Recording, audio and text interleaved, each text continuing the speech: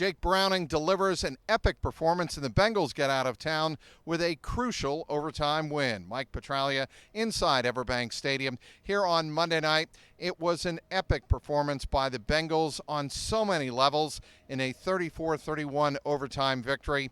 Let's start with the obvious. Quarterback Jake Browning, his second NFL career start, and boy was he big. 32 of 37 on the evening, 354 yards, and he accounted for 2 touchdowns. One through the air, a 76-yard dime that he dropped right in the arms of Jamar Chase on 3rd and 2. And that was in the third quarter, gave the Bengals at the time a 21-14 lead. And then he had, Jake Browning did, a quarterback sneak for a rushing touchdown. So a great performance by Jake Browning. Really, this performance will go down in all-time franchise history as one of the best, just purely by the numbers. But when you throw on top of the fact that he was doing it on prime time on the road in the building of the leaders of the AFC South, the 8-3 Jacksonville Jaguars, who are now 8-4, you really have to consider the monumental accomplishment made here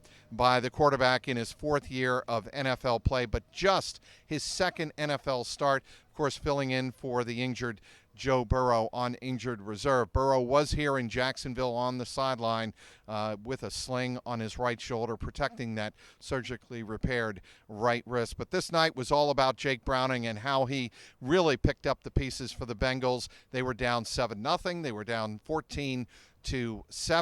Bengals had an absolutely horrific-looking trick play in which Tyler Boyd on a double pass threw back across the field, and it was intercepted. The pass was intended for Joe Mixon, but the pass really went awry, and linebacker Josh Allen picked it off, returned it to the 9-yard line. A couple plays later, the Jaguars scored to go up 28-21, and Browning had to lead them back again, and he did. Got the game tied at 28-28. Bengals had a 31-28 lead. Then it was Trevor Lawrence getting injured. He had an ankle injury in the 4th quarter. He did not return. It did not look very good for the star quarterback of the Jaguars. He left with that ankle injury, and a lot of people here in Jacksonville holding their breath. But C.J. Beathard did lead the Jaguars down the field for the game-tying field goal, 31-31. And then Evan McPherson wins it with just under 2 minutes left in overtime after the Bengals got a stop in OT. And McPherson wins it with a 48-yard field goal. After the game, it was all about one Jake Browning. Downtown Jake Brown is what Ted Karras called him, of course, leaving off the ing. He was joking with him in the locker room. And Jamar Chase, let's not forget about the night he had. He had 11 catches, 149 yards, and that 76-yard touchdown that gave the Bengals a 21-14 lead in the third quarter. After the game, you could tell that Jamar Chase was playing with a chip on his shoulder. He said, I felt like being evil today. I felt like just annoying my opponents and annoying the defensive backs when I was being disrespected. That's what he did. That's why he backed into the end zone on that touchdown, and Jamar Chase kind of had a smirk on his face after the game. He felt like being a troublemaker, he told us, and that's what he was. I felt like being evil today. What about the run game?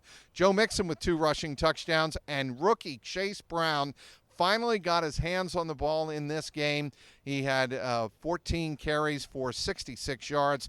The Bengals' running game was huge tonight. I asked Jake Browning about that touchdown pass to Jamar Chase, and he said, if we weren't running the ball as well as we were tonight, Jamar Chase would not have had the one-on-one coverage, and certainly the Jaguars would have stayed in their cover 2, which would have given some help to Jamar Chase on that touchdown throw. But that wasn't the case. Their safeties had to play really up closer to the line of scrimmage, respect the Bengals' run game, and lo and behold, the Bengals break out a bomb for a touchdown, a key play in this contest. And certainly after the game, Jake Browning, keeping his composure, saying it was a great moment, but as I've learned in my time in the NFL, you're never as bad as you look on film after a loss. You're never as good as you look after a win here on Monday night, a 34-31 overtime victory. Bengals are now 6-6, a great weekend for the Bengals because of what happened with the Browns and the Steelers, both of them losing, not necessarily because of the AFC North, but rather the AFC wildcard picture. Also, Denver lost, of course, on Sunday in Houston. That helps out the Bengals' cause. So the Bengals got some help. They took care of business, and now they have Indianapolis at Paycor Stadium. Of course, Indianapolis won that exciting overtime game in Tennessee. But Indy and Cincinnati this Sunday at Paycor Stadium. Following Saturday, it's the Minnesota Vikings at Paycor Stadium. 2 winnable games, and if the Bengals play as tough as they did here on Monday night, I think the Bengals can be staring at 8-6 very realistically heading into a game just before Christmas with the Pittsburgh Steelers on the road at Acrisure Stadium. But first things first, Bengals have to build upon this huge win here Monday night in Jacksonville. 34-31 in overtime. For all my coverage, be sure to follow me on Twitter X at Trags, Trags, online, clnscincy.com, and as always, my YouTube channel, youtube.com/@JungleRoarPod. Inside Everbank Stadium, the final again, the Bengals 34 and the Jaguars 31 in overtime. In Jacksonville, Mike Petraglia, CLNS Media.